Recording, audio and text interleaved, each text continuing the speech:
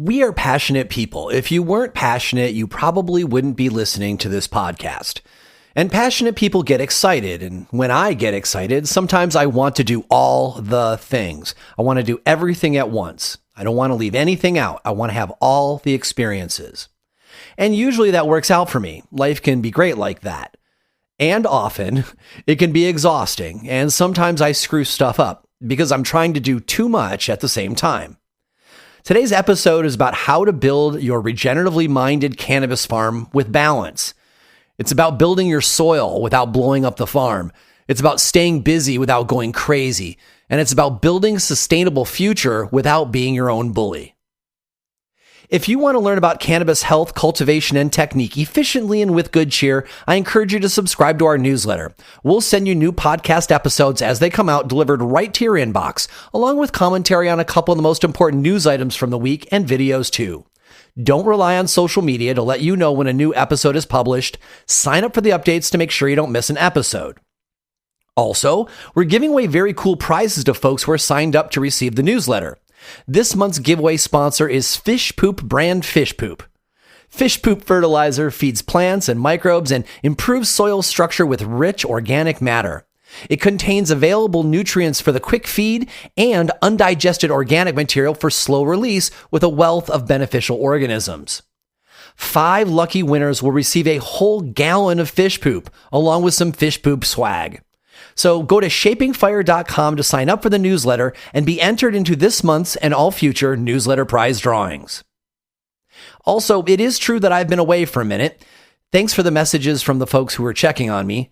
My father passed away last month, and I was off the farm and back home in Michigan helping with his end-of-life preparations. I'm back now and back at it, so thanks for your patience. You are listening to Shaping Fire, and I'm your host, Shango Los. Welcome to episode 114. My guest today is Daniel Stein. Daniel Stein was born in Humboldt County and grew up in Hawaii. He went to college first for engineering and then for soils, forestry, and eventually environmental science. He started farming vegetables and cannabis in Hawaii, doing lettuce farming and permaculture installations while caretaking a citrus and avocado orchard in the jungle, on land that was part of Terence McKenna's ethnobotanical gardens, in fact. Daniel returned to the home in Humboldt where he was born and started gardening and farming in 2000. In 2010, he met his wife Taylor and they became Bryceland Forest Farm. They started selling vegetables at farmers markets in 2011. In 2016, they entered the regulated cannabis market. In 2017, Bryceland Forest Farm won the Regenerative Cannabis Farm Award. That was a great year at Emerald Cup. Nowadays, they grow about 3/4 of an acre of vegetables, 5,000 square feet of cannabis, and a small orchard and perennial garden, all low or no-till. Today, we're going to use Daniel's parcel as an example of how to approach growing regeneratively on your own new parcel, or transitioning from petroleum and salt fertilizers to regenerative growing. The lessons learned from his parcel can likely be transferred to yours as well. During the first set, we'll talk about assessing your property for cannabis cultivation, building soil, and choosing cover crops and companion plants for cannabis. In the second set, we will discuss water sequestration, animal husbandry and animal fertilizers, and if crop rotation applies to cannabis. And we finish the episode considering controlled fire burns, long-term research opportunities, and the economics of growing cannabis regeneratively. Welcome to Shaping Fire, Daniel. Happy to be here. Thank you so much for giving us some of your time on a busy midweek Tuesday during the spring. I know that you have got to be totally busy on the farm right now, getting everything in place for the summer crops. Absolutely, but it's really nice to have the excuse and opportunity to sit down for a minute. Excellent, fantastic. I like that you have set up outdoors. I think this is the first time I've ever had somebody set up outdoors. So you, dear listener, can enjoy the birds of Humboldt during the interview. And I can too. Excellent. So let's get right into it. So, I understand that when you arrived on your property, you knew you had a lot to do to make your property into a functional farm. And I think that's the case with a lot of new homesteaders. What were the biggest concerns or projects that you knew you needed to address first off in order to build out your farm? So, I mean, on a homestead level, the first thing was making sure I had a place to stay.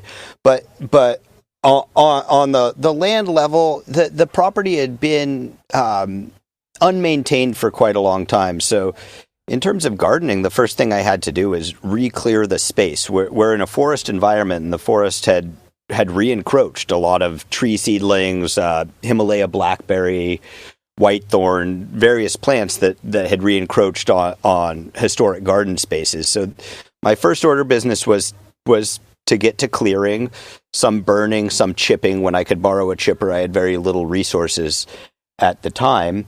And then for cultivating cannabis, which I was really excited to do here, was building a greenhouse. When I came back onto the property, it was 2000, and we were in the 215 days, where it was vague what the legality was, but if you hid it in a greenhouse where they couldn't see it and get a warrant, you were pretty safe. So clearing enough space, building a greenhouse, and then as I started to build out the garden as it was cleared, my next order of business was getting a soil test. So I knew what I was dealing with and knew my approach to bringing that soil and that gardening space to a place where it was productive again.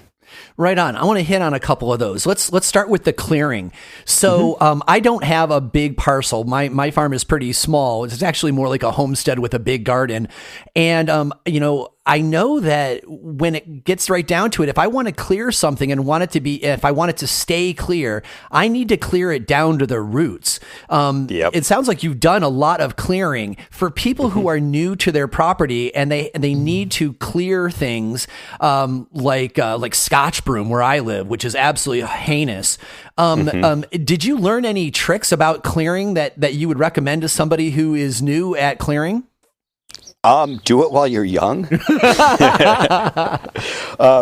Scotch broom specifically, there's great tools for that. And some of those tools like a weed wrench and various tools that are specifically for small woody things under an inch diameter stems that give you leverage to pull things out are wonderful. They work somewhat for blackberry. One of the things I've learned in land development is it's really worth just doing it right from the start, I didn't have a lot of resources at the time I was doing this. It would have been worth it to hire a mini excavator or rent one and just get it done from the start. Do that land disturbance early on land that you're already transitioning from one thing to another, where the disturbance won't make as big of an impact. Do the disturbance and then heal the disturbance with kind of the new paradigm of a different biological pattern happening. I like the suggestion that you're making that, as regenerative farmers, we're looking to do, in most cases, as little disturbance as possible, but you weigh that realistically over time and over the fact that you needed to be able to get in your crops in order to make the revenue to sustain the farm. So you're like, all right, well, I can either do some, careful disturbance now and then come right behind it with a lot of healing, or I can wait and do it the slow way all by hand and then potentially miss the season, which also will not be good for the farm. And so you really weighed the type of disturbance that you're going to do. And I think that clarity is important.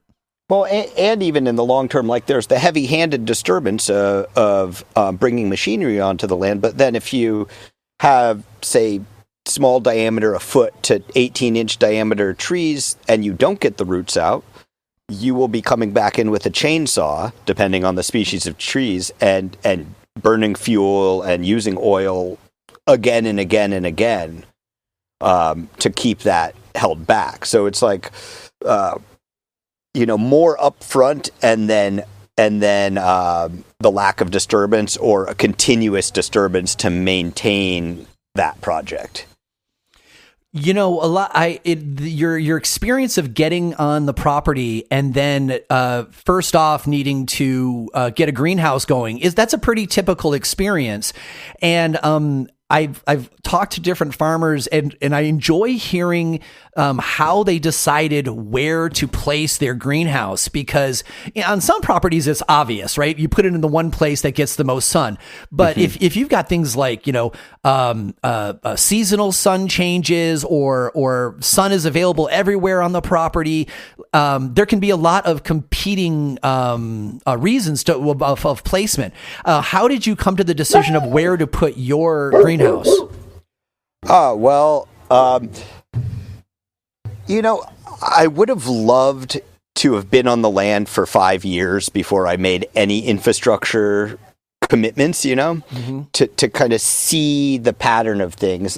And one piece of advice I would give to new homesteaders is really to think about if you can make infrastructure that's functional but not permanent in the early part of homesteading. So like if you do put your greenhouse somewhere where it makes sense when you first do it, but then it makes less sense as time goes on, you can take it apart and move it to somewhere new.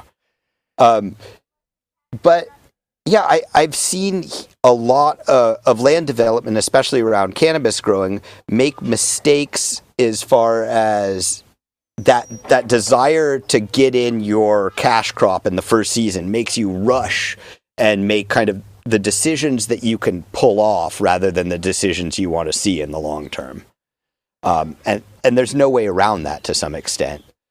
But I'm kind of wandering off. I forgot the aim of the question at first. That's all right. I think that you make a good point that the first step on the new parcel is not to dig. The first step on the new parcel is to put down your chair in the middle of the area and look at it with notes and really like think and dream and plan before you dive into making things. And that planning part, you don't want to short shrift, because it kind of reminds me of the whole measure twice, cut once idea. Exactly. You really don't want to build the greenhouse and then have to move the greenhouse in the same season. It's really better to spend a little bit of time that you think you might be able to should be doing something else, and really plan out what you're going to do for the season. I can't even count the number of times I've confidently made a design or a decision about something like irrigation, ordered a bunch of parts, spent money, put it all together, and then realized the areas where it falls short. Yeah. So a lot of people who are coming to their property also have got limited resources like you did. And they really struggle. I have really struggled on it's my first season and I need to get going. I can either do a fast and cheap greenhouse, or I can build something that I'll be proud of and will last me a long time. And perhaps I can go even later in the season, because if I get an unexpected snow, I'll be able to handle it. How did you weigh that for yourself? The wanting to not waste resources, but needing to get something up, but also not having the resources to just throw money at it and make something, make a castle greenhouse right out of the bat. Well, I mean, there's a bunch of approaches. I was very fortunate in that I had access to a wood mill, so I made a wooden greenhouse. But since then, various approaches. There's a lot available online of used materials. You can get on Craigslist. You can find galvanized conduit, things like that. You can get a conduit bender to make your own greenhouses relatively inexpensively these days. But the way my first greenhouse here, I believe I found a old pile of used PVC in somebody's yard, asked them if they were using it, and made a quick PVC hoop. And it was the following year where I had actually had time to fell a tree and mill it and build a greenhouse. I like this idea of not only upcycling your materials in the short term, because that way you can feel a lot easier about building a temporary greenhouse immediately, and then as you're able to collect the higher quality materials, do that the next season or further on. If you're going to do something short term, it's great to be able to get things from neighbors or shared online, so that you don't have to spend that money and also create new plastic, right? Yeah, and absolutely. And maybe you don't need a greenhouse the first year. I mean, I did because I was hiding plants, but if you don't use a greenhouse, you start your plants a little bit later. It gives you extra time to prepare your outdoor garden. And then you plant that, and you have a crop that you can use towards building a greenhouse the following year. I mean, I can give this advice. It hasn't always been advice I've taken myself, but to bite off what you can realistically chew based on your budget and your time, etc. I mean, I have the bad habit of jumping out of the airplane and then imagining I can sew the parachute before I hit the ground. But I can't say that it's always worked that well. Well, that I think that is one of the challenges for those of us who are optimistic, visionary type folks, because we're always biting off more than we can chew. Yeah. It all looks so good. Yeah. So let's talk about the real star of the farm, your soil. So if I understand the story, when you got to the farm, it had not actually. I mean, it wasn't even really a farm. It was a parcel, and the soil had not been cared for in a long time. Most of us imagine that the soil in Humboldt County is infused with magic and good all by itself. Was your soil already good to go when you arrived, or did you know immediately that you needed to do soil building? It's actually a combination, because generally the soil in Humboldt County and around here is a very thin, clayey soil as far as the topsoil goes. And here we have a vein of really quality soil in terms of the soil structure. The place we are is relatively flat, and it has a vein of alluvial soil where two creeks had come back and forth across and deposited some soil. So it has a slightly sandy loam strip through part of the flat area here. That being said, it was covered in brush and was very acidic, and it needed a lot of work. So the first order of business definitely was testing that and adjusting the pH to bring it back to neutral. And then as we expanded the farm, we reached out into more of the clay, poor soil areas of the farm and started working on those soils. So as you, once you got the pH back to neutral from all the acidity, why don't you kind of illustrate for us a couple of the processes that you did to build fertility into the soil? Because as we know, it takes more than just, a good pH. The soil, we want it imbued with microbes and beneficial bacteria and fungi. And I'm sure that you were probably excited about that part of it because I mean, it's my favorite part because you get to do a whole bunch of really cool living projects, Yeah. So why don't you just kind of go through some of the projects like that you did to just increase the life force in the soil? Yeah, absolutely. I mean, I was relatively lucky in that generally, unless the soil is really bare, you have a lot of life force in it. We have a forest soil here, so it is infused with life. The challenge here in Humboldt and in similar Mediterranean climates is that it gets so dry during the summer that it's kind of like the winter would be if you were in Michigan or something, where the season that the life kind of gets put on hold in that most active layer of the soil here is in the summer because it dries out. So a big part of that for me was developing the organic matter so that it could hold moisture and there could be life there throughout the season. So yeah, a big part of it was building a stable organic matter in the soil. And stable organic matter is very different than active breaking down organic matter, both of which you need. The active breaking down organic matter is the food for the biology in the soil. The stable organic matter, I kind of think of as the housing.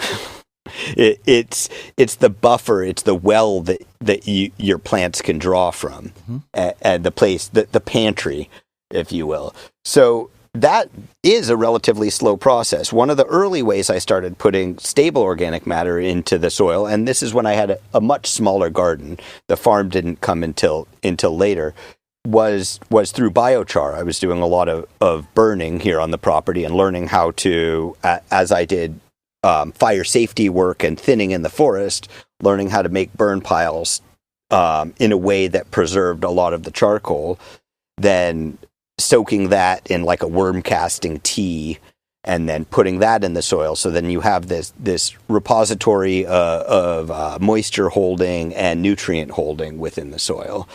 And early on, I was managing the soil with a biointensive style rather than a no-till style. That's where you like double dig everything all the time, which was incredibly tiring, but it also really allowed me to build up organic matter very, very deep in the soil.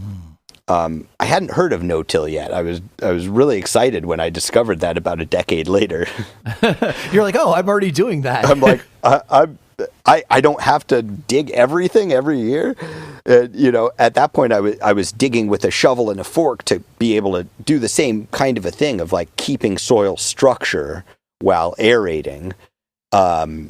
And discovering techniques to be able to do that without as much work was mind-blowing to me. I didn't understand it when you first suggested that idea. Now that I do, that must have been a really fabulous moment when you read a defense of not double digging and realizing that perhaps it was time for that to end, all that. And that's particularly backbreaking work. You must have felt like, oh, I'm free, Yeah. Well, it was amazing because it kind of came with, as we expanded into being a larger farm, Taylor, my wife and I, as we expanded into a larger area here on the property, the first thing we did was like, we obviously can't double dig an acre. So we have a tiller for our tractor. We're going to till, and it just felt so wrong. And then we tilled and we were basically gardening an acre. And we had this awareness like this, we can't garden this much. We have to learn how to farm. And farming is a different thing than gardening. And how can we farm in a way that feels like we're taking care of the soil? And we discovered various literature about it and discovered techniques to do that and become efficient at the same time as becoming better stewards of the soil. This idea that farming is different than gardening, that's a very provocative statement. My best understanding of what you're saying there would be that with gardening, you're doing things that can be inefficient because you're not scaled. But when you're scaled to a farm, you have to be far more efficient. Is that what you mean by that? Yeah, exactly. If you're farming, unfortunately, you're interacting with an economic reality where you can't lose money the way you can having a hobby. Yeah. You can have a hobby where you spend $10 to make a beautiful heirloom tomato for your kitchen. That doesn't work if you're trying to make a living selling that tomato. So. Yeah. That's kind of been the constant challenge is how do you scale in a way that you can provide food in a environmentally friendly way, in a way that leaves your land in a better state than you found it, and at the same time is economically viable. And it is a kind of a constant push and pull, and there's no way to do it perfect. We talk about being regenerative, but really when it comes to it, we're all of us striving towards this idea of being regenerative. And it's it's not something that's easy. You can't. In permaculture, we talk about a closed loop system where the outputs of your farm become the inputs of your farm, and it's a self-sustaining ecosystem. Well, that's a lot harder when so much of the output of your farm is leaving your farm never to be returned.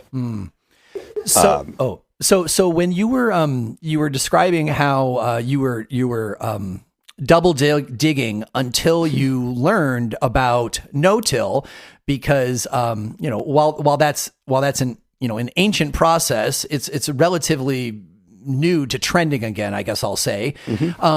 I can imagine that at the beginning also you were probably doing things that we all know as regenerative farming just because you had low resources. I was talking with a guy, I never did get his name, but at a golden tarp several years ago, and he says, "Oh, I've been regenerative farmer my whole life, but when I was young, we just called it being poor."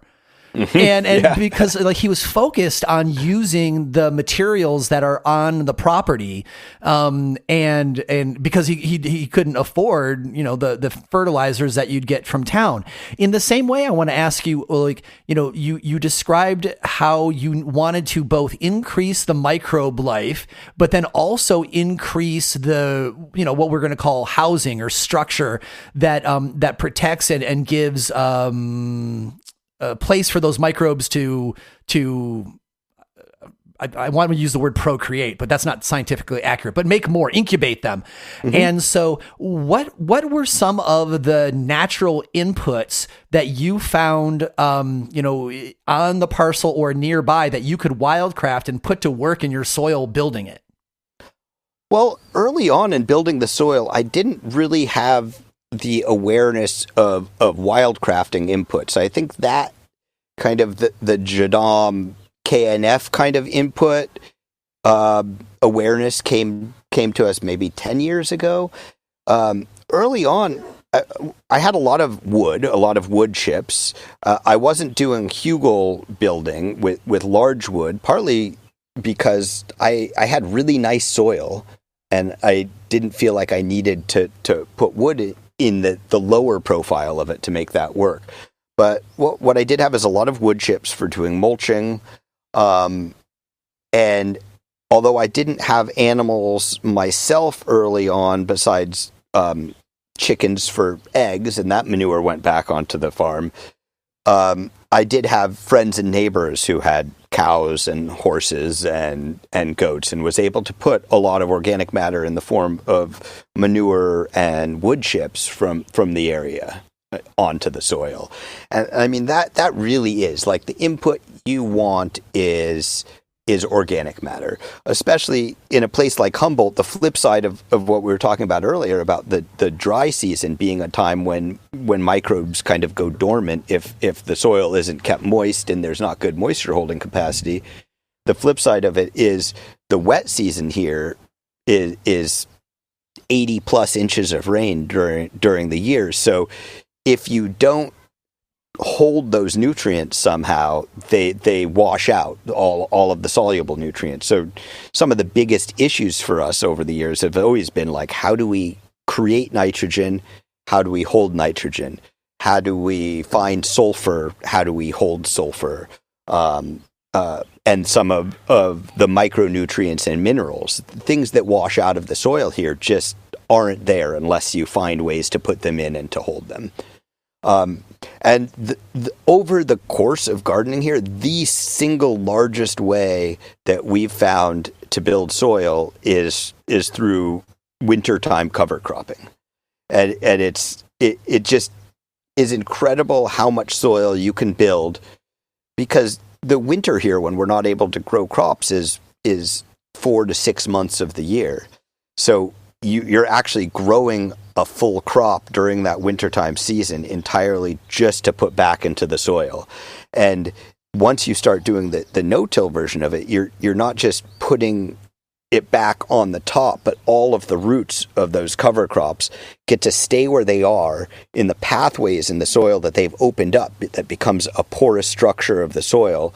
And the exudates of the roots help create kind of a glue that glues the soil structure together and then makes a porous environment. So if you take a cover crop and you lay the green matter on the top and let that decompose naturally into the top of the soil, and the roots decompose down in the subsoil and in the soil deeper where they are, you really quickly build organic matter deep into the soil. That was a beautiful explanation, Daniel. That was top notch.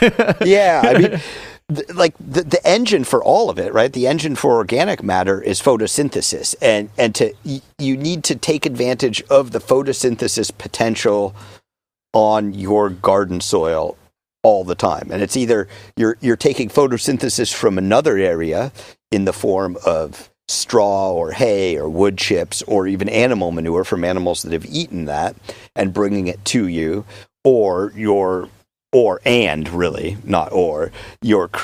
photosynthesis in place. And that the lovely thing about that is it's so simple. It's there. You're not wheelbarrowing it. You're not moving it around.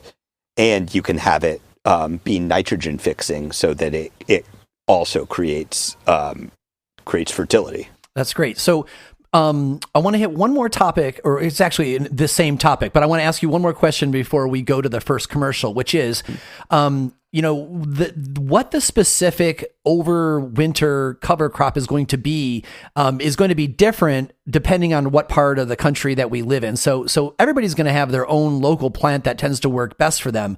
What I'm curious to hear you speak to is number one, did you choose one cover crop and go solely with that ever, or did you pick a few different cover crops and plant them together for variety? And two, how does that cover crop fit into like all of the plants that are on your property? So on your property, I'm assuming that you're going to have these seasonal cover crops, but then also you're going to have the food that you're growing for market. And then you've got the cannabis probably in the greenhouse and outside of it. And then you've got your ornamentals that you just grow around your property for fun.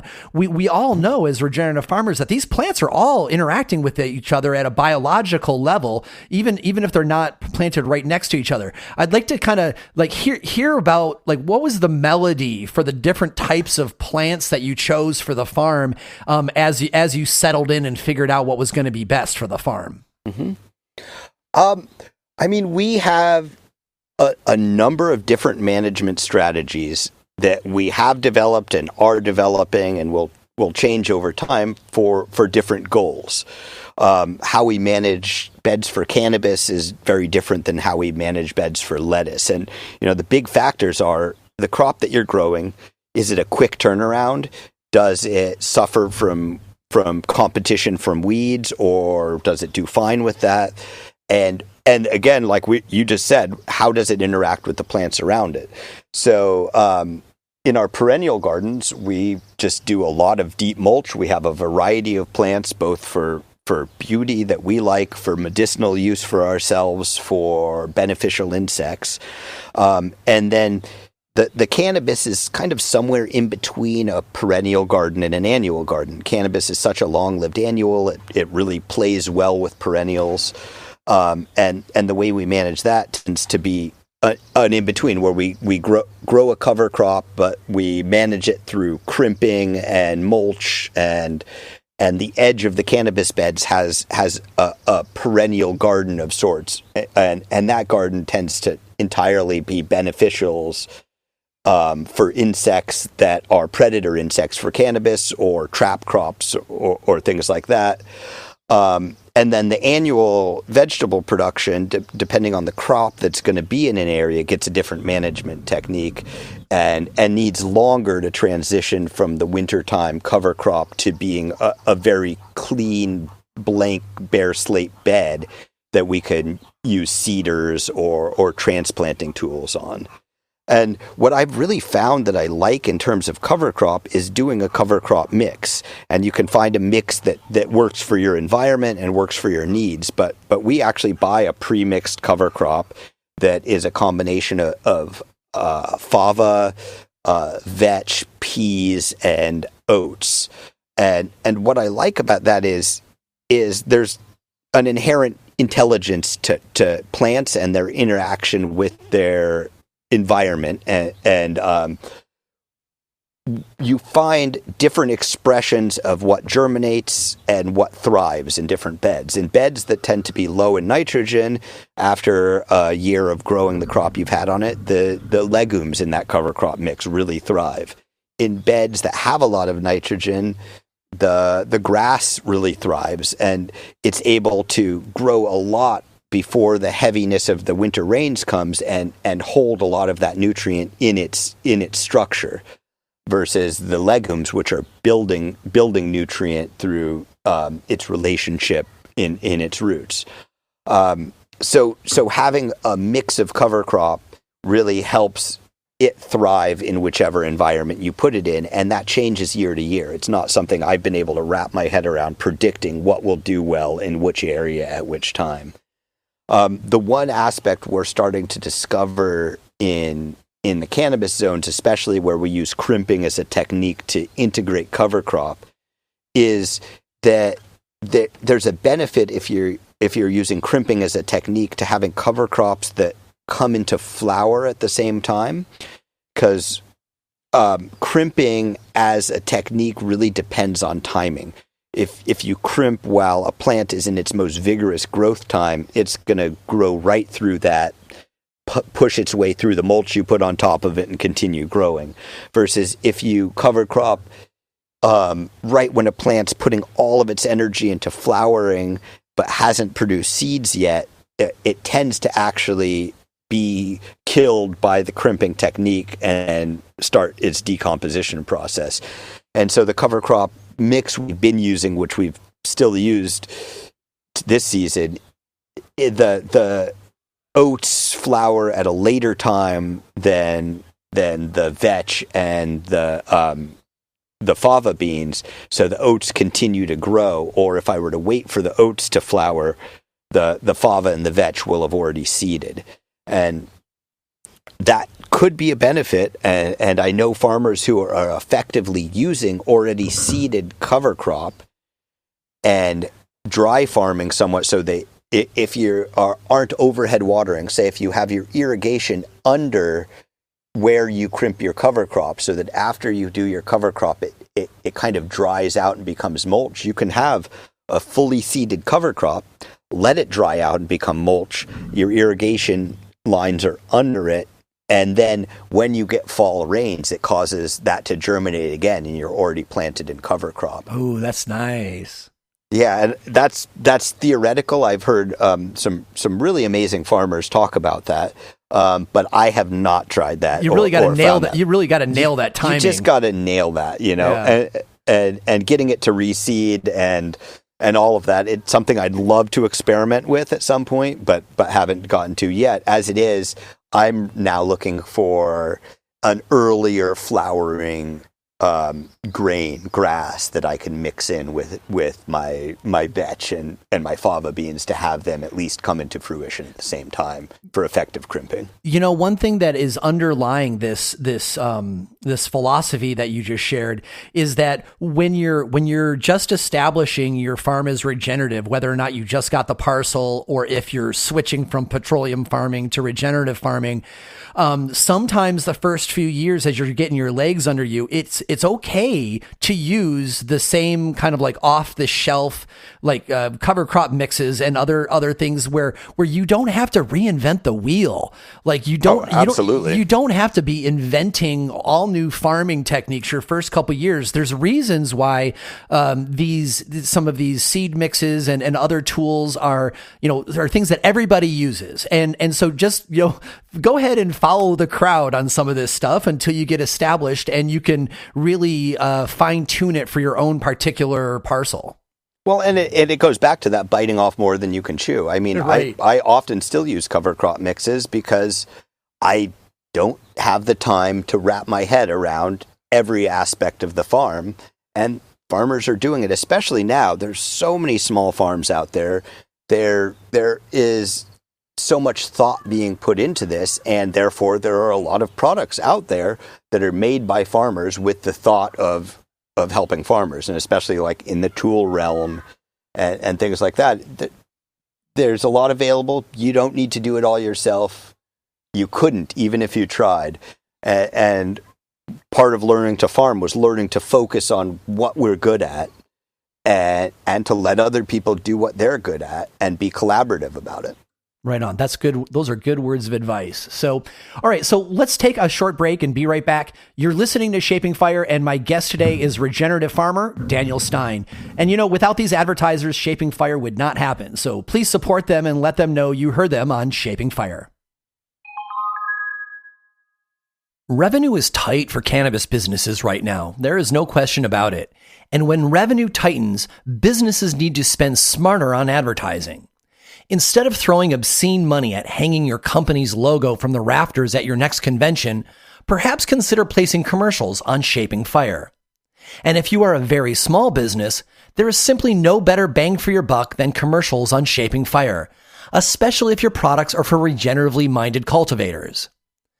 Advertising on this show allows us time to talk about your product, service, or brand in a way that really lets people know what sets your company apart from the others. Bold people who own companies know that getting into relationship with their customers is essential. That is what we offer.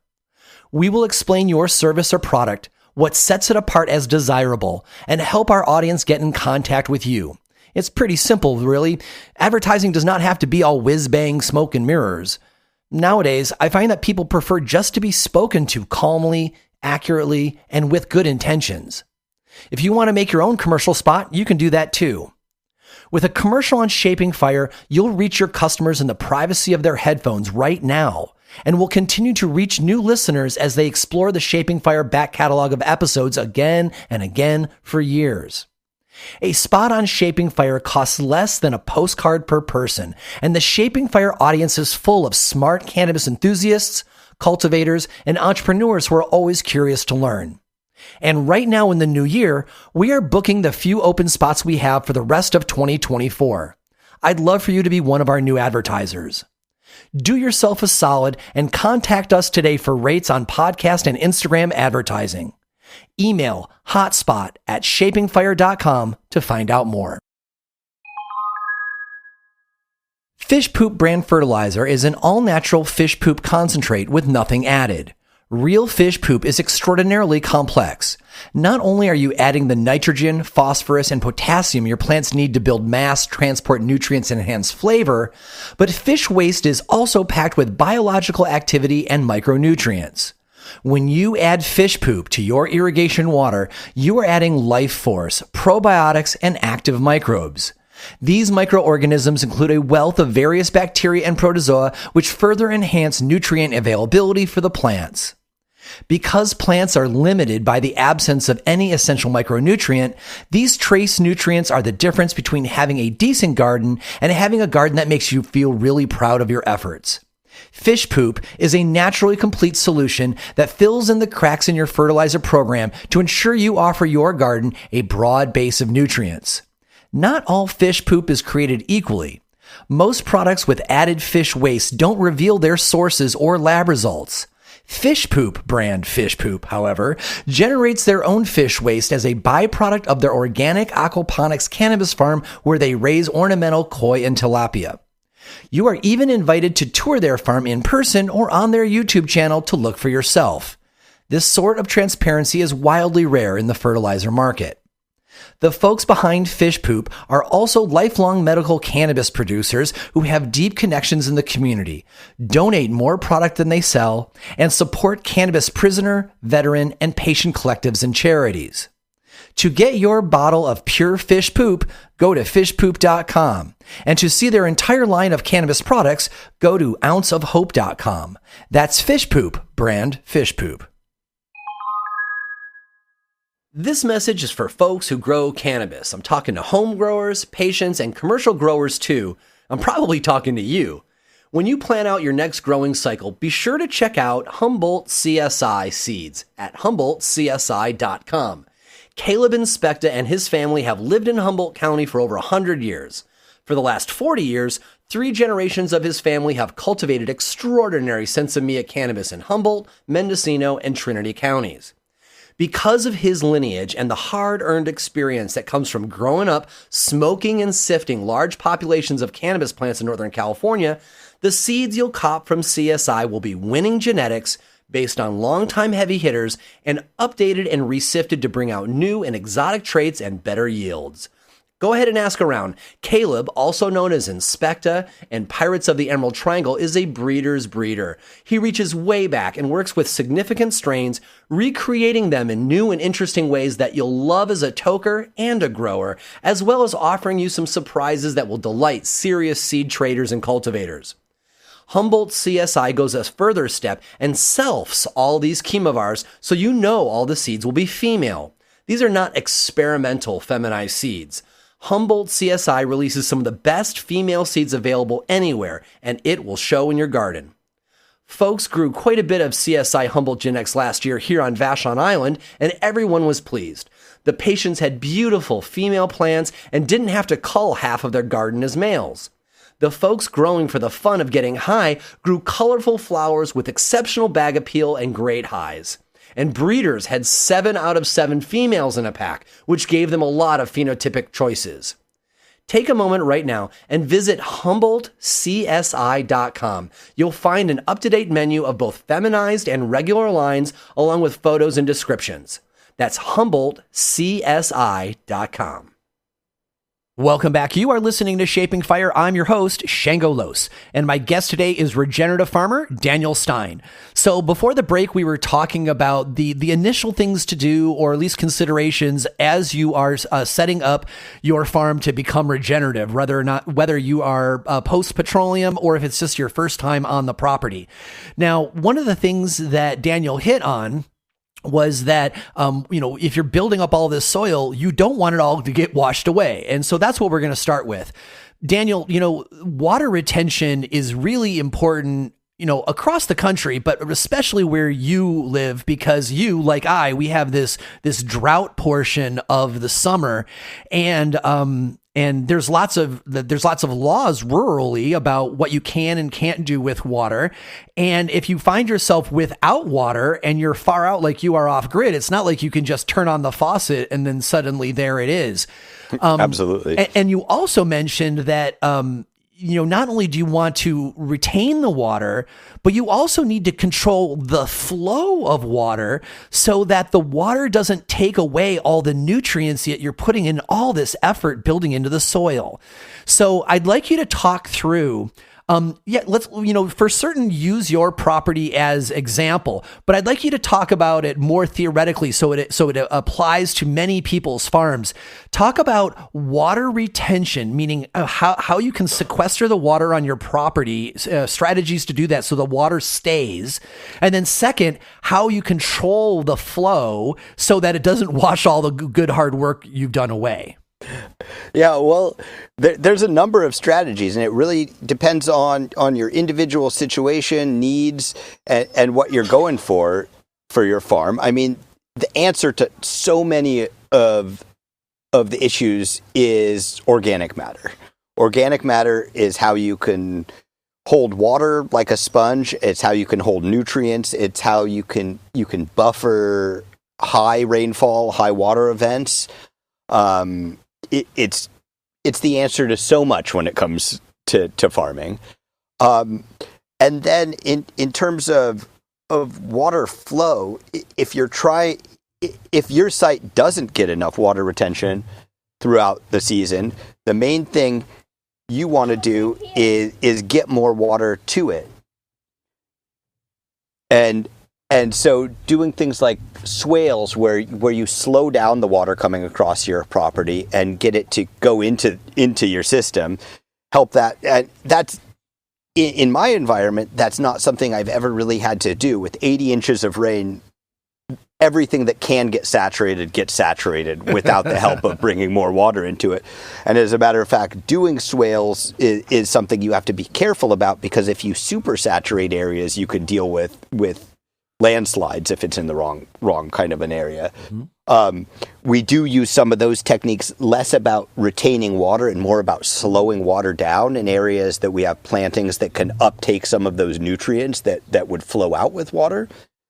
So low on our property, we have some swales that are planted in comfrey and other things that are deep rooted. So it can slow any water down, and we can hopefully remove a lot of the nutrients that would be flowing out with that water and turn them back into plant material that we can harvest and bring up to the top of the system again. But it definitely is organic matter. Organic matter is the sponge. It reduces water speed flowing through sandy soil. It increases the drainage capacity of clayey soil. It brings everything into balance. I believe this next question you just answered, and it's going to be organic material, but I'm going to ask it anyway because a lot of people run into it. You know, a lot of parts of the country, and it's probably even going to become more common to have a drought period during the summer. And when that happens, you know, the topsoil gets, dusty, and in many places it gets hydrophobic, so that when the rain does start, it doesn't immediately go into the topsoil, and it runs, and so people really rely on these permaculture solutions like swales to guide it and to also slow it down. Do you find, like, the question is, what strategy do you most like to fight the likelihood of hydrophobic soil, so that when the rains first start for the year, you don't lose a lot of important soil and soil chemistry before the soil opens up? Well, mulch being kind of the best when it's something that you can work with. Like, if you're in a cropping system where you can do a heavy mulch, if you can afford to either bring a quality straw on or use wood chips for mulch, that will break up the water. It'll slow it down. That works for much of our farm. For a lot of the vegetable side of it, you know, you can't mulch around radishes that are in the ground for 4 weeks and then pull the mulch and replant each time. So we do have a lot of beds that end up being relatively bare soil, even though there's cover crop planted in them that will sprout quickly after the first rains. One of the main things we do for that, where we don't have control of it through something on the surface of the soil, is making sure that all of our beds are on contour. So in a way, they act like swales. So our beds are on contour, and even though we don't have much of a slope, they're on contour and they're slightly raised above the pathways, so that if we do lose any soil from erosion, it goes into the pathways. And then every couple years, we come through and we put the soil and broken down wood chip mulch and various things that have built up in the pathways back on top of the beds, and it acts like another kind of a boost. It's like putting compost on top of the beds. Mm-hmm. So earlier you mentioned trap plants, and in addition to that, and perhaps you can explain the kind of trap plants that you like. How do you manage pests on your property? Well, different pests, different ways. I mean, there are pests that we can manage effectively through encouraging the natural balance, and then there are pests that come out of balance. Pests that we can deal with effectively through the natural balance, we encourage plants that are an ecosystem, an environment that encourages natural predators. And often for us, those are umbels, things like Queen Anne's lace, sweet alyssum, various flowers. One thing that a lot of people don't realize is that the stage of many of the predators that attack pests, say if it's aphids or thrips or something like that, a lot of the predators that attack those pests are the larval stage of the predator, and that the adult stage that you need to have around in order to lay the eggs in the right place to have the larval stage eat nectar and pollen from specific plants. So when you talk about beneficial plants, it's all often you're providing the food and the environment for the adult stage of a beneficial insect that will then go lay its eggs in aphid bodies or lay larvae that then crawl around on the plant and eat thrips, things like that. The trap crops are interesting because the idea of a trap crop is having a plant that your pests desire more than your cash crop. And one of the main ones we use in our cannabis is actually catnip. Works really well for mites. Mites seem to prefer catnip over cannabis any day of the week. And it provides an environment, so if we do have something out of balance, we can, if we're using beneficial insects, we can release the beneficial insects into the trap crop where there's a large population of the pest, and they can eat the pest, they can breed, and then they can branch out from there. Where if you're buying an expensive beneficial insect and putting it on, say, a cannabis plant that has a smattering of a pest, not to an epidemic proportion, you're wasting a lot of that insect. They'll mostly die off of starvation if they can't find their food. Mm-hmm. I like this idea, and that is common in regenerative agriculture, that these pests are usually coming because the garden is out of balance, and it swings one way or another, to dry, to wet, to whatever, and when it's out of balance, it creates opportunities for certain pests to expand, and then you've got a problem. And I think it's really fun because when I tour regenerative farms, there's just such a diversity of plants, right? It's the complete opposite of a monoculture. Yeah, of course we've got these, fields of cannabis, but then you've got, all these smaller plants, and then cover crops, and then ornamentals that are just pretty for the farm, and they're all growing. And then in the summer, which is normally when I do my tours, they're all flowering and gorgeous, and they smell good, and you can feel the balance of the farm. And I think that the number one solution for pests on regenerative farms is just to grow a lot and a lot of variety, because I certainly have got great results from adding beneficial insects as well. But you're speaking the truth, man, when you say that if your garden isn't already out of balance, there might not be enough food for the beneficial insects to keep them going. And so it's really going to be better for you to, instead of spot trying to fix a problem, really focus on the biological diversity and the flowering and plant diversity, so that the plants that you want, they choose to come to your farm and they choose to do their life cycle on your farm. And then you can save some money on the biologicals like beneficial insects for when you actually have a problem and you need some first aid. Yeah, and absolutely. And even there, within that, our farm isn't an island.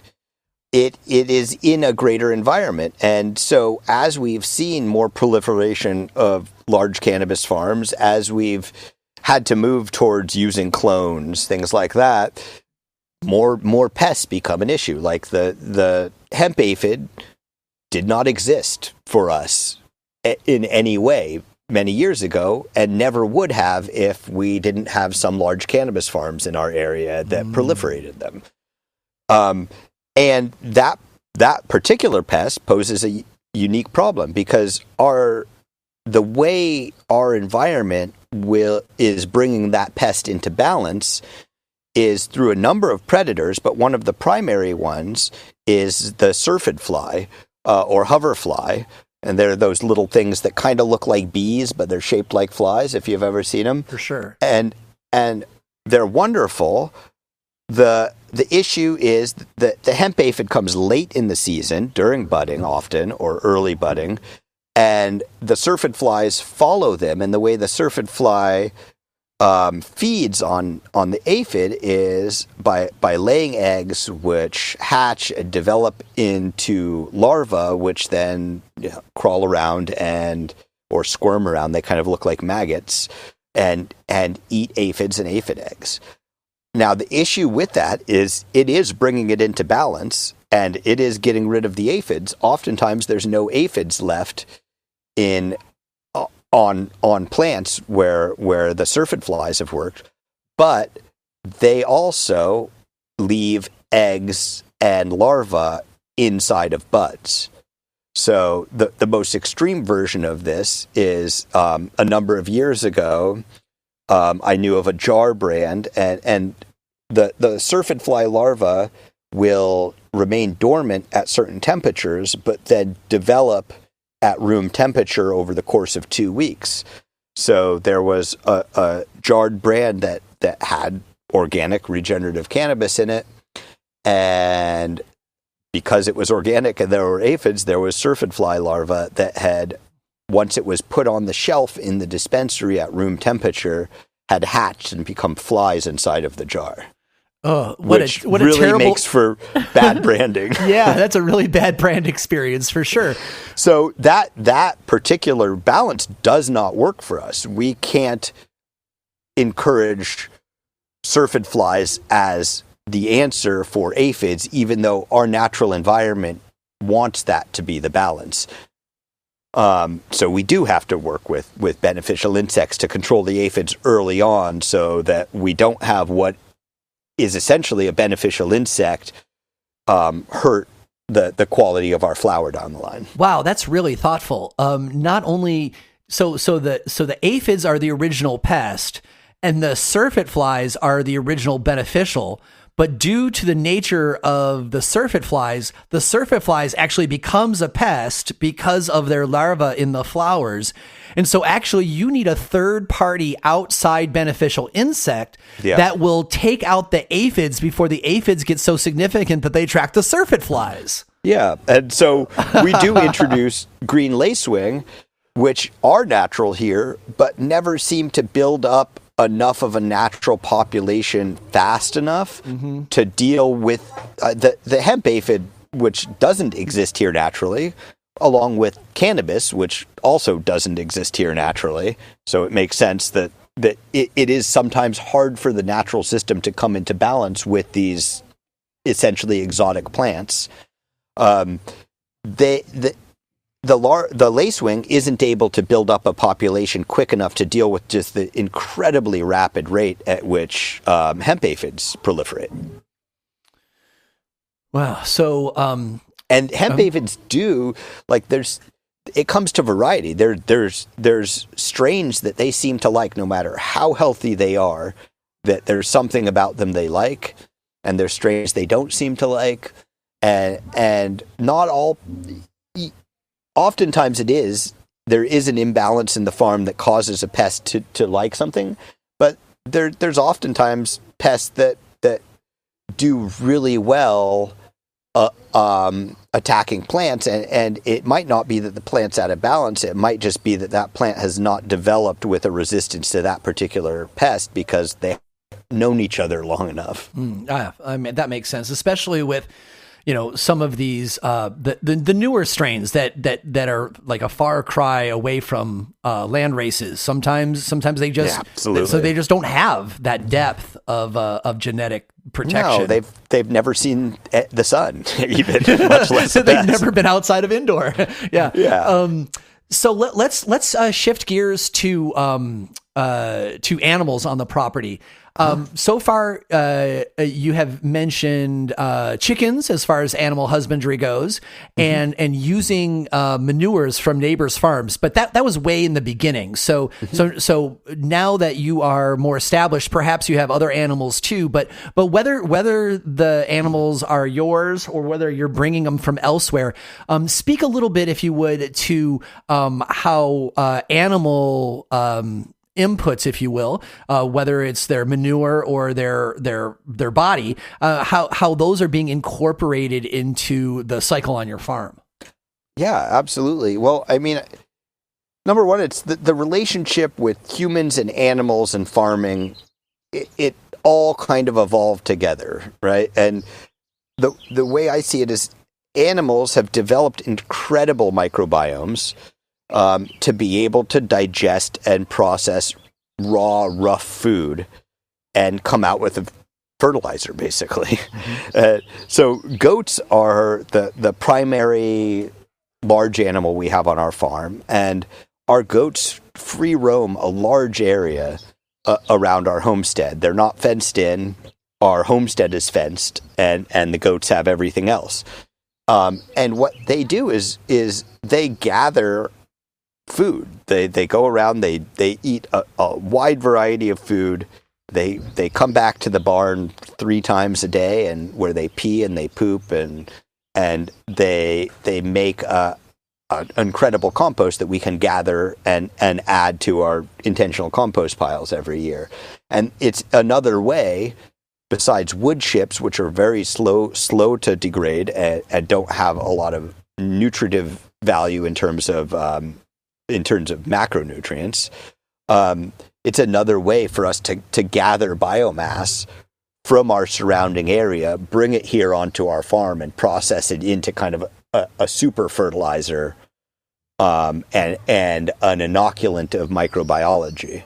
I want to poke at that bit. Did you really mean to suggest that the goats come back to the farm to poop, and that they don't just drop it wherever they are walking around? They absolutely drop it wherever they are walking around. Oh, okay. No. So they come back to the barn. They're always pooping. Right on. Okay. I was gonna say. A lot of their poop ends up at the barn. What they do is they'll roam around, and then they'll come back and loaf and hang out at the barn and drink water. And during that time, they're continuing to poop. All right, great. The way I heard it, I'm like, do they come back to the barn as a toilet? I've never heard that about goats, but now I understand. We're really developing our animal training. Like, don't pee, not yet. No, yeah, hold it till you get back to the barn. All right, I understand more clearly now. They're just always pooping, and they naturally come back to the barn for shelter and water, and they drop a load there too. Yeah, exactly. All right, very good, exactly. Very good. So when you bring in manure from another property, how suspicious are you of that manure? Like how much do you want to know about those animals before you're willing to bring the manure onto your property? You want to know a lot.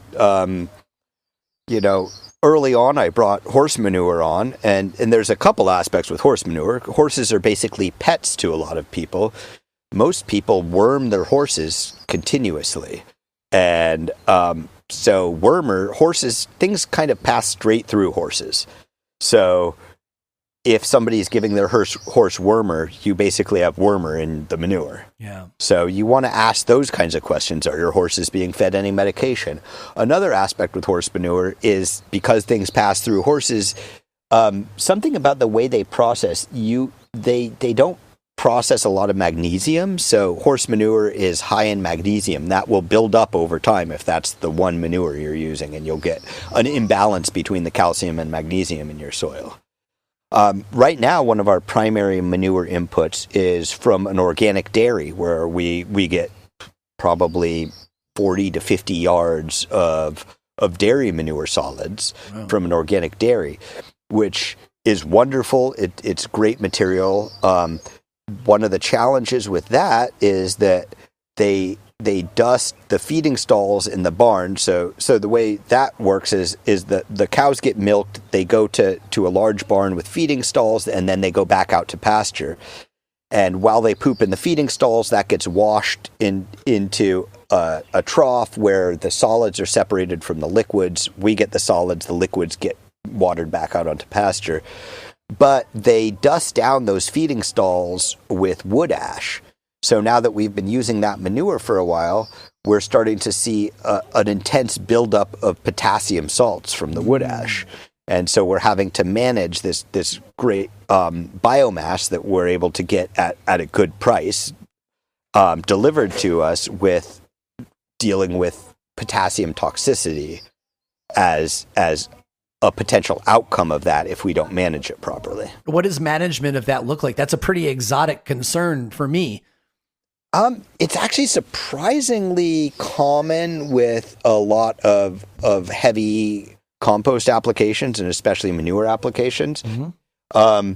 But the way it works for us is we just make sure we age the compost really well, and we don't add potassium in any other facets. It's like we used to add potassium in our amendments to our farm, and we just don't do that anymore. We make sure that doesn't happen. And if we see signs, I believe one of the aspects of potassium toxicity is a reduced uptake of manganese, I believe it is.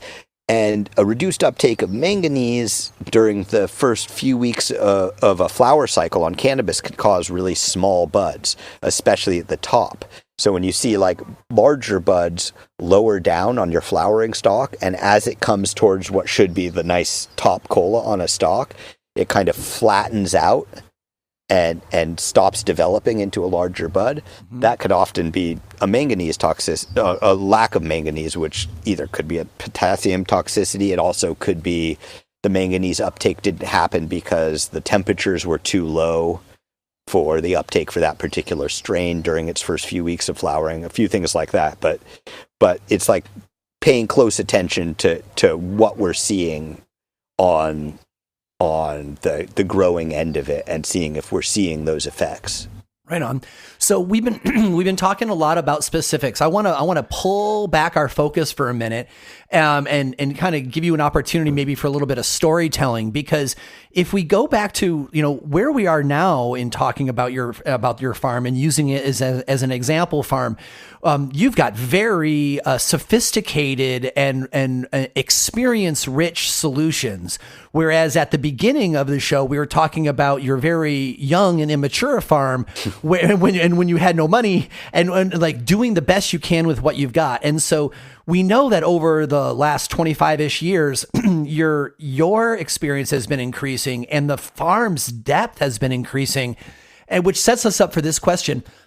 I'm curious if there were there any milestones that you experienced which told you that you were having a really positive impact on the biological diversity of the farm and that things were getting better, like in the soil and in the, the biosphere of your farm? When, signs that when you saw it, you just like kind of stopped and you're like, oh man, we're doing it. We're doing it. There's a lot of that. I mean, I kind of walk around every day and feel that, like, oh my God, this is amazing. It's happening. It's working. I remember specifically the first regenerative cannabis conference. I don't know if you were there. I wasn't at the first one. No. It was right here in my neighborhood. It was at beginnings in Bryceland here, and it was relatively small. And I had a few people who were there, a few of the presenters come up and do a quick little of the farm. And one of the presenters was a mycologist who focused on mycorrhizal mycology. And he said, oh, this is cool. You've been growing cannabis in the same area for 10 years or whatever it was at that point, probably more than that. Can I take a sample and do a mycological study of it? I was like, that sounds amazing. That sounds badass, yeah. And so he got back to me about a week later, and he said the spores of the specific mycorrhizal fungi that have relationship with cannabis are dense enough in this soil that you could cut it by 10 parts and sell it as an inoculant. Wow. That must have floored you. I was just like, what the heck? Well, I didn't know. And I was like, well, does that mean we're doing a good job or that commercial inoculants are ridiculous? And he said, a little of both. Right. Yeah, that is fantastic. And to know that, it was your soil was that fungally rich. It really gives you an understanding that you've got like room for error, right? Because you're not barely getting by. Your soil is actually bursting. Mm-hmm. And some of it, I think you just end up with a lot of happy accidents. Like I have thought a lot, while I'm on my way to bed and don't have a piece of paper or things like that, of, the idea of mycorrhizal relationships. Now, there's a difference between spores and active mycorrhiza that are in the soil. Mm-hmm. And there's active mycorrhiza on the cannabis roots.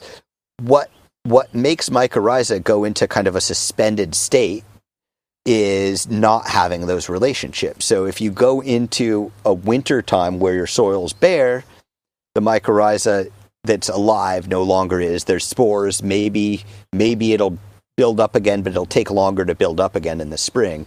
And I've been curious, and I actually haven't done the research or looked at it. It's like, is there specific cover crops that have the same mycorrhizal relationships with the same species as does a cannabis crop or a crop you're growing for that summer, so that you can encourage a continuity of those species? Because, we see a lot of, if you go on Instagram and you look at people's accounts, everybody posts these pictures of incredible mycelium in their soil. And a lot of those species are wonderful. They're good to have in your soil. They're the species that break down woody material or unbroken down organic matter and provide nutrients from it. But then the specific fungal mats, the specific mycorrhizal relationships that directly benefit the cannabis in a more direct relationship way, how do we keep those alive? How do we proliferate those? And are there cover crops or perennial plantings that share enough of the same species to be able to be the kind of safe space for those living species to overwinter? Yeah, because you don't want the really beneficial ones for cannabis, like Intracetes, to suddenly be outcompeted by like wood digesters only. Exactly, and that's mostly what you see. And like, no shade on anyone. I love posting pictures of all my mycorrhizal mats when I find them, but almost always it's wood digesters, whether it's wine caps or the Stropharia kind of mushrooms. That's what you see a lot, because they're the way we're gardening, the way we're doing things, whether it's through hugel beds or through a lot of addition of carbon in the form of mulch, really favors the wood digesters. Yeah.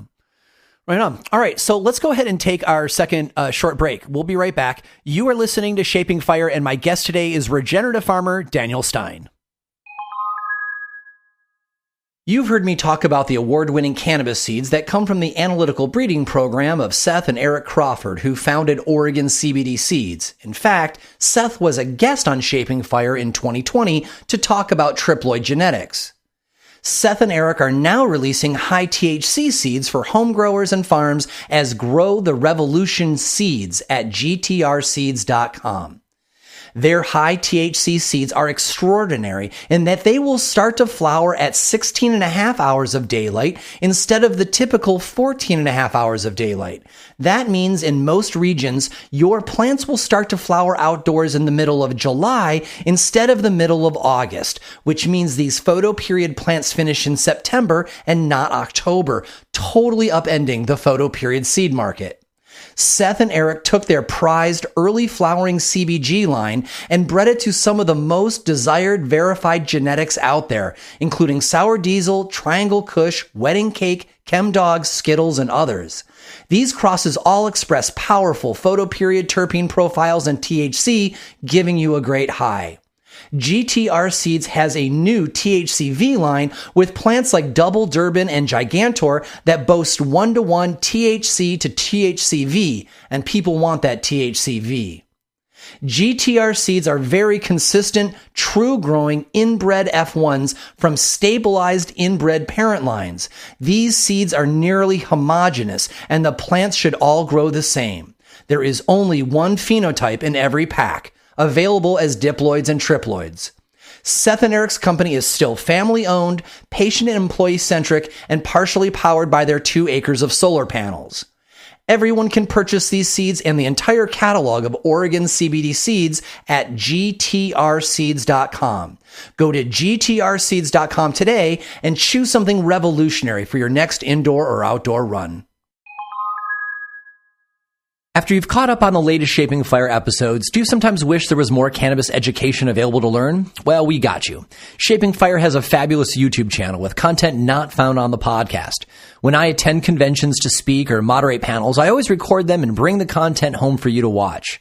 The Shango Los YouTube channel has world-class speakers including Zoe Sigmund's lecture, Understanding Your Endocannabinoid System, Kevin Jodrey of Wonderland Nursery talking about breeding cannabis for the best terpene profile, Frenchie Cannoli's Lost Art of the Hashishin presentation, Nicholas Mahmood on regenerative and polyculture cannabis growing, Dr. Sunil Agarwal on the history of cannabis medicine around the world, Eric Vlosky and Josh Rutherford on solventless extraction, and Jeff Lowenfels on the soil food web.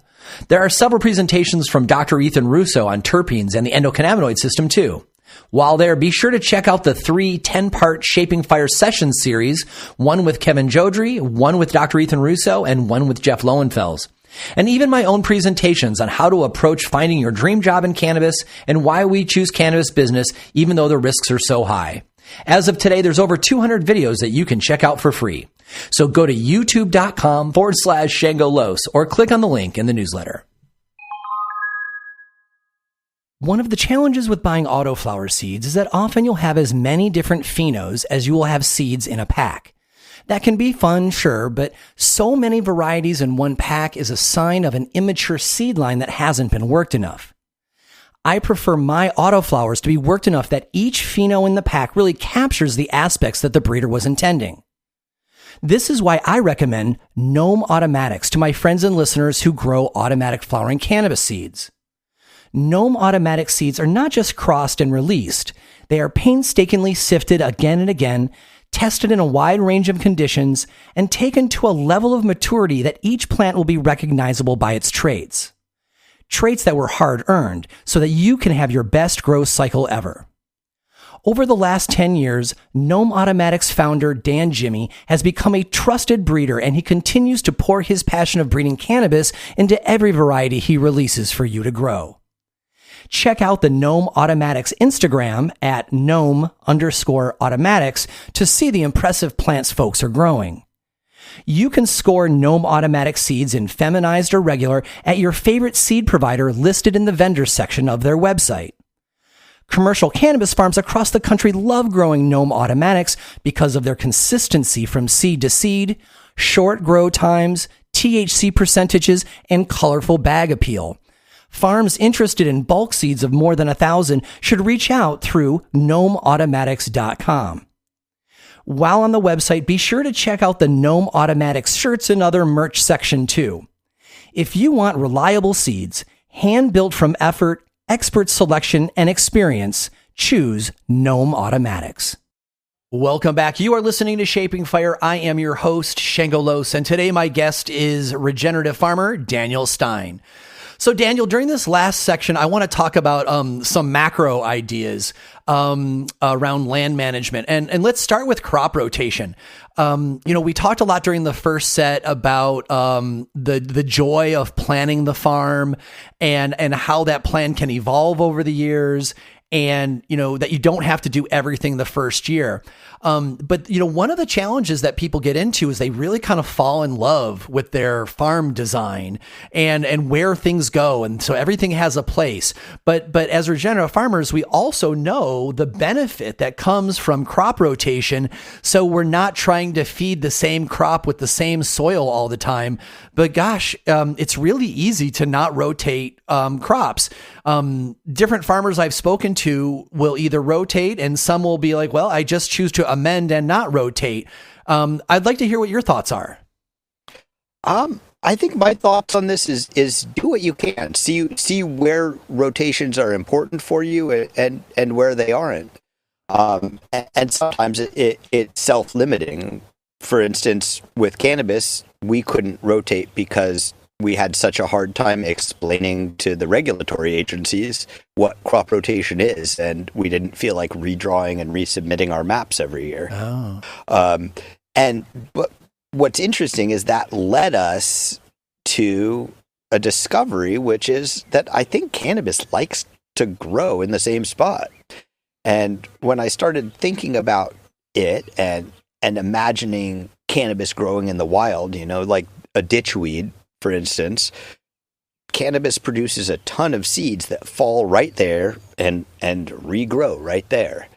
So I think cannabis as a plant is used to growing in its own shadow, I guess you would say. And, that doesn't change the fact that crop rotation can reduce pest pressure, especially pests that tend to overwinter in the soil or things like that, or wouldn't be beneficial. But I think for us, for our different crops, we weighed the benefit of crop rotation versus the challenge of crop rotation and decide individually on each thing. For instance, in our vegetable farm, we have a block that is lettuce production that we don't rotate because the infrastructure that it takes for us to have year-round lettuce production in this hot, arid climate doesn't lend itself well to rotation, and lettuce doesn't seem to be a problem in terms of nutrient use or pest with rotation. Things like garlic and tomatoes and carrots, we tend to rotate, and primarily our rotation for those isn't nutrient based because we are so well provided with nutrients through compost.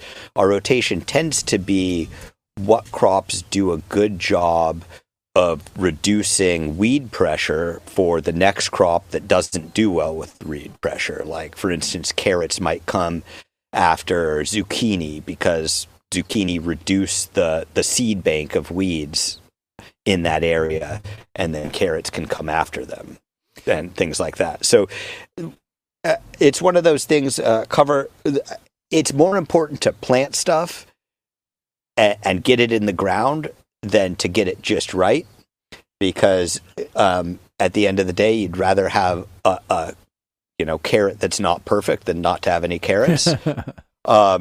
And it's similar to how I feel about planting with moon cycles. Like, plant it out, try to plant with the moon cycles. If you miss it, don't wait a month to plant again, because it's better to have it growing a month than to hit it on exactly the energetic cycle.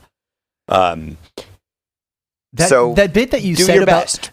Right on, do your best. That's a good theme for today. That you kind of blew my mind at the top of your answer when you pointed out that cannabis seeds, when mature, are pushed out of the flower and just drop to the ground at its own feet and start next year's plants right there at its feet. They're not air distributed, and while they could be distributed by birds, that's really not their main shtick. They really are. Birds crack them open. And then there you go. So they don't even survive the process. So that really kind of sets crop rotation for cannabis in my head in a totally different realm. I'm already envisioning the next time I talk to a microbiologist about the difference between the root structures of plants that need to be need to be rotated versus ones who don't, because I'm sure that life in the rhizosphere is entirely different for plants that are built to be the same location every year. Yeah, and that mycorrhizal relationship is there too. It's like the roots of the previous year are there with all of its microbiology while you plant the next year. Yeah, and they must have very burly exudates too. I'd imagine so. Yeah. It sure does seem like it. Yeah. Right on. So let's talk about another variety of land management other than crop rotation. So, we've been talking about different parts of your parcel and how they relate. But really, if we pull the camera out, your whole parcel is one big land mass of growing as well. What kinds of forward-thinking, big picture land management do you use on the parcel as a whole? I'm thinking stuff like controlled burns and things like that can regenerate the property itself. Yeah, exactly. So our homestead is perhaps 5 to 10 acres of the overall parcel, and we're on 170 acres. Most of it is forested and relatively steep. And here in Northern California, our native forest environment has been very affected by extractive land management and the exclusion of native cultural land management. So when we're looking at the overall property, we're trying to understand how we take it from this state where it's out of balance because of logging and fire suppression and get it back into its natural balance, which for this area is a natural fire regimen and more of an old growth, less trees, more space between the trees, more biodiversity. So yeah, we're looking intensely at that. We've partnered with some local nonprofits that work on watershed restoration. We're doing some big in-depth studies of how groundwater moves through the soil here. Basically, in this area, geologically, we have a bedrock layer that's relatively impenetrable by water on a lot of it, and then a 20 to 30 foot deep soil sponge on top of that. And we don't have aquifers. Our summertime water is the water that slowly moves through that sponge from the ridges down to the creeks and out. So where we have groundwater wells where we're studying infiltration from rain, how long it stays in the soil, where it moves through the watershed.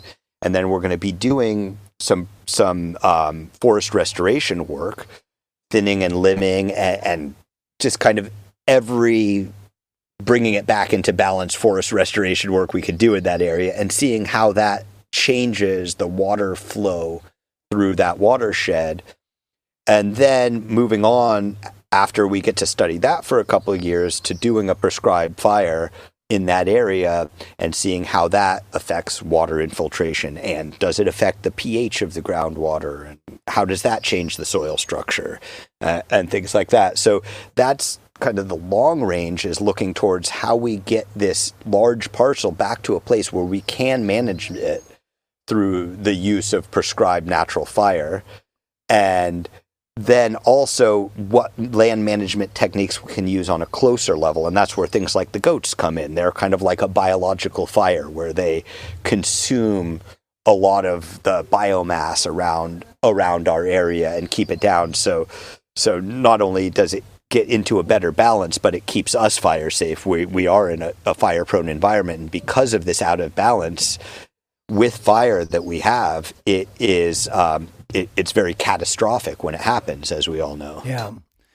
The way that you talk about these bigger projects, which it's amazing that you are able to find time or create time to do something that is that big and future minded versus just the daily demands of a farm. But really, that extra effort that you put in, it's like the farming equivalent of generational wealth. It's like you're doing these studies and you're learning how the farm parcel will be better over time, with your eye on 20 and 30 years out, so that you can be a participant in the evolution of the nature around you, but also that your farm has got a reliable backbone, in case your kids want to take it over in time or something like that. And yeah. I think that's philosophically really important to regenerative farming, and often given short shrift.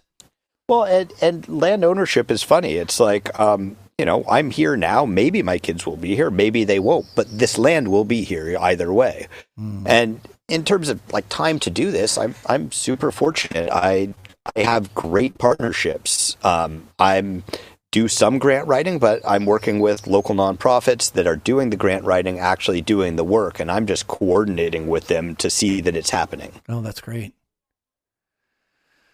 It's wonderful having people like that working on your behalf. Yeah, it's incredible. And, to some degree, it's the openness to it and the engaging in the community constantly in these spheres of, a big part here as the economy is shifting here, as cannabis economy has changed and gotten integrated into this larger broken economy. Saying it's shifting is like the nicest possible way to put what's going on around you. Yeah, I mean, honestly, it's coming into balance, but unfortunately, it's coming into balance with a broken system. Yeah, it sure is. And that's kind of the way it goes. But one of the economies that is starting to take some of that burden is the restoration economy. What we have here is an incredible amount of beautiful forested land in our area. and it needs work. It needs restoration if we're going to have healthy fisheries, if we're going to be a fire-safe community, etc. So you kind of set me up perfectly. These next two questions are economics based, and the first one is, what is the economic impact of switching to regenerative farming? On a small farm, you weren't petroleum based to begin with, so it wasn't that much of a swing. But you certainly stopped, double digging and other potentially laborious practices. But you probably also traded those for other laborious practices. and okay, you're saving money on a lot of inputs that a non-regenerative farm would be buying in town. But then you also have to buy materials to do other types of projects. There's like all of these trade-offs in both directions. And so for regenerative farming, I think incorrectly is assumed to be so much more expensive to do because you don't get to use the shortcuts of modern farming, which also happens to be poisoning everybody. So I'd just like to hear how you kind of like weigh it out about the economic impact for you specifically on regenerative farming regarding some of the other options that you have in front of you. Yeah, I mean, I think for the options I have in front of me, regenerative farming is by far the most economically feasible. It's like when you align your values and your goals with what naturally wants to happen anyway, you are not needing the products and the physical energy to fight against the flow. On a larger scale, yeah, industrial farming benefits from economies of scale, and that's something that's hard to do on our level of regenerative farming. I know there is regenerative farming at scale that does take advantage of some of those economies of scale, but I wouldn't have an economy of scale in our type of farm even if I were to spray poison on everything and rototill the crap out of it.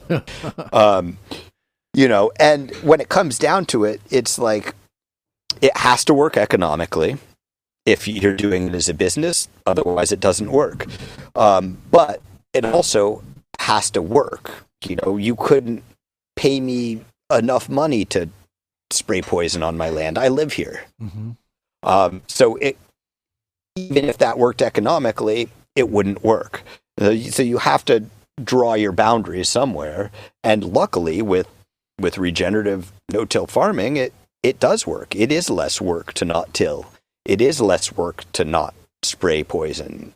Sometimes you do lose crops to pests. As one of my great farming mentor friends, Casey O'Neill from Happy Day, says, when you're selling products to customers and your kale has a nice hole in it, it's like the kale is delicious and the hole doesn't taste like anything. It's like you get the products you get because of the way you farm, and it's a benefit. It really is a benefit economically. So I know that I'm kind of inside of a bubble that I'm probably in with you, because the people that I literally roll with, we're all into regeneratively grown outdoor flower, right? That's what we smoke. And, yeah. And we're not gonna spend our money, buying, A+B flower from a dispensary, and we're certainly not going to grow, salt sodium flowers. We're going to do it regeneratively and outdoors. That said, we are in a bubble, right? And there is a market as a whole. And so, I'm curious to know, have you seen an increase in demand for your regeneratively produced cannabis? Because, as somebody in journalism, I'm certainly helping raise the profile of regenerative, and all of us who are in regenerative smoke regenerative. But I'm not familiar with like how much of the market is being purchased regenerative, and there you are on the front line. So are you seeing an increased demand for your quality of cannabis flower? Yeah, absolutely we are. And it's an engagement thing. It's having direct contact as much with bud tenders as with customers. And our brand, which we share with a number of other regenerative farmers, is Farm Cut. And what we've noticed with that is the product we're coming to customers with sometimes is a hard sell. We're selling top shelf flower, minimally processed, so basically untrimmed, to it, and in quarter ounce amounts. And the hardest part is actually getting customers to try it the first time, because nearly across the board, customers that try it come back for more, because objectively there is a difference in the experience from it. So the challenge is definitely engaging with bud tenders who often push indoor flower or brands they're familiar with, whether out of habit or out of market dynamics. But I feel like we have seen an increase in people seeking out regenerative flower, and definitely an increase in the people who do seek out regenerative flower coming back for our brand after they have an experience with it.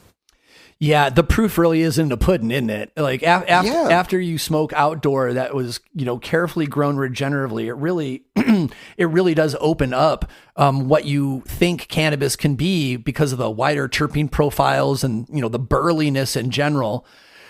Well, and the challenge for us and why we created that brand is you can grow the best regenerative flower in the world, and if you don't cure it right, it's not great. And you can cure it perfectly, and if it makes its way to market in a way that doesn't preserve that and bring it to the customer in its best possible form, then you also lose that quality. And we kind of created a way to get it to the customer in the way we enjoy it, and it blows people's minds. It's like when you open a jar that's been vacuum sealed and not trimmed, and you break it open for the first time and break a couple sugar leaves off of it, it's overwhelming, like the smell. And then when you smoke properly cured, properly stored flower, the experience is just different and more full and more layered and nuanced than the experience from some fast dried indoor. There are two other aspects I want to, economic regenerative aspects I want to focus on. One you've already mentioned, which is the relationship with bud tenders, right? Because it is interesting that, bud tenders do have a lot of control in, influence in where they drive people for their purchases. So having a good relationship with bud tenders is important. And in a lot of ways, that friendship is also a regenerative farming practice in a way, in that it's creating community and outreach and reaching out with, your philosophy of regenerative growing and what that meaning is. But also, and where I want to focus more is, the cooperation and community spirit that you need to have with other farmers on a basic level when you are trading resources, like, I'll trade you hay for manure, or whatever the trades may be, or sharing equipment. Those kinds of relationships become really essential in regenerative farming when you're trying to, you be very resourceful. But then also you mentioned Farm Cut Cannabis, the brand that you've put together with, looks like 4 different farms and yourselves, where, you kind of get the benefits of being a scaled farm without having to do the negatives of a scaled farm. And that synergy only comes together because you get together with these all small farms and then market and distribute as one. And we all know that was attempted at the beginning of Proposition 64 days by outsiders, where we're going to pull together all the small farms, and then it ended up being a big crock. But now, in kind of like the dust of the brokenness of the cannabis system in California, we're seeing farmers come together, like really like over the dinner table in a smaller, less grandiose way. and it appears from the outside that it's working. So maybe talk a little bit about this partnership with, that you all are calling Farm Cut Cannabis. Yeah, so that partnership is 5 farms, including ourselves. It's ourselves, Whitethorn Valley Farm, Happy Day Farm, Emerald Spirit Botanicals in Mendo, and Downhome Farms in Nevada City area. And it's just wonderful. We're like-minded farmers who came together. We couldn't exactly create a co-op, but we created a brand together that we can share. And like you'd said, share resources, share the burden of the tasks. Joseph from Emerald Spirit is our primary salesperson, and he, because other members of his family are taking care of the farm, he's able to travel a lot and visit dispensaries and talk to people about Farm Cut and about our products and make those relationships.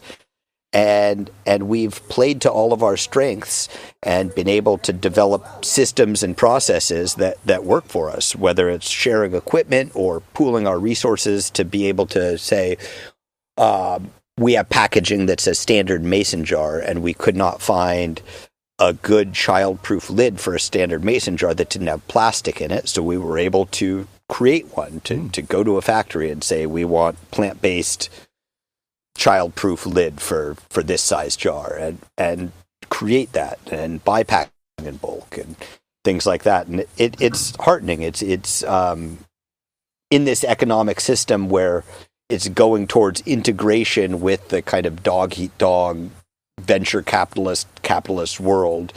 The cooperation and the building something together gives us a lot of hope and a lot of a good feeling, especially doing it with people we just like seeing and being around anyway. Yeah, totally. The doing business with people that we actually like really makes all the difference in the world. Oh, it's so great. It'd be really funny if this new child-proof cap for mason jars that you all invented, that the patent for that actually ends up becoming popular, because that's actually a really novel, useful idea, and ends up making you all more income than the cannabis itself. There was somebody already doing it, and we were getting those, and they were great products. They were on the pricey side, but the main thing that we wanted is something that didn't have any plastic. And the one we had initially started with our brand is made with a flax fiber and a recycled plastic. And we wanted one that was entirely biological, plant-based material. And that's where we got into it. And yeah, who knows what the long term of that. I'm just right now keeping my fingers crossed that California could be a big enough market that we can sell a majority of our product through this brand that is a joy to be part of. And we're not there yet, but we're doing really well. Excellent. Well, it's nice to see good people coming together in a good union for shared benefit.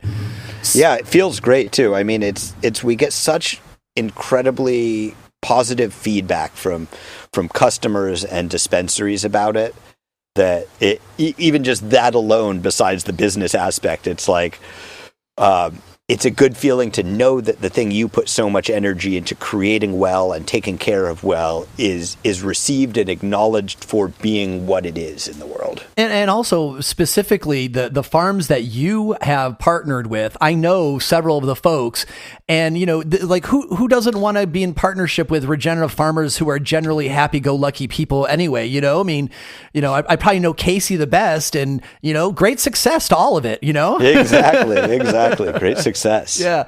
So let's finish off with this question. Like, we intentionally designed this episode today so that we could talk about your farm in detail, but really as an example of what can happen on everybody's farm who's listening, right? Whether or not they're transitioning from petroleum farming or if they're just coming to their parcel. And I think we did a good job of that. But really, like, direct advice really can be profound and inspirational. So let's finish with that. So what advice would you give to a farmer with a new parcel or who is transitioning, who is just starting out with regenerative practices? I think the best advice would be kind of going, if you've read The Hitchhiker's Guide to the Galaxy, the best advice in the world is don't panic. Oh, I thought you were going to say to bring a towel. That's not a bad idea. No, don't panic. Yeah. Don't stress. Do what you can. None of us are on an island. There's no such thing as a complete closed loop sustainability system. Look at your farm. Do your best, find the resources that you have available and adapt to them. Find the markets you have available and adapt to them. Don't be too hard on yourself for the things that don't work, and don't imagine that we can be pure or to keep that we can do everything we dream as regenerative right from the start. You introduced me as a regenerative farmer. I'm not a regenerative farmer. I don't think anybody is a regenerative farmer. I think all of us are striving to align our farming with natural process and balancing that with the needs of being a human on Earth right now. And what is available to us and what the constraints and the burdens that we have to deal with. So find that balance. Don't get squeezed between your ideals and your reality. Make your way the path that is best for you, and then see where you can improve it towards natural systems, towards more sustainability, and make some improvement that is possible for you with each season, and go in that direction. Beautiful. Well, Daniel, thank you so much for sharing your depth of experience and your passion for farming and doing the right thing, and your vision for your own parcel and your own family and your own life. I think that, through these words, hopefully we've given some people some new ideas for things to do on their own parcels, and also, just put regenerative farming more into the realm of the possible instead of the realm of the ideal. So I know your time is valuable, and I really thank you for spending it with us on Shaping Fire. Yeah, thank you. It's been really enjoyable, and I just hope everybody gets out there and gets their hands dirty this spring. Fantastic.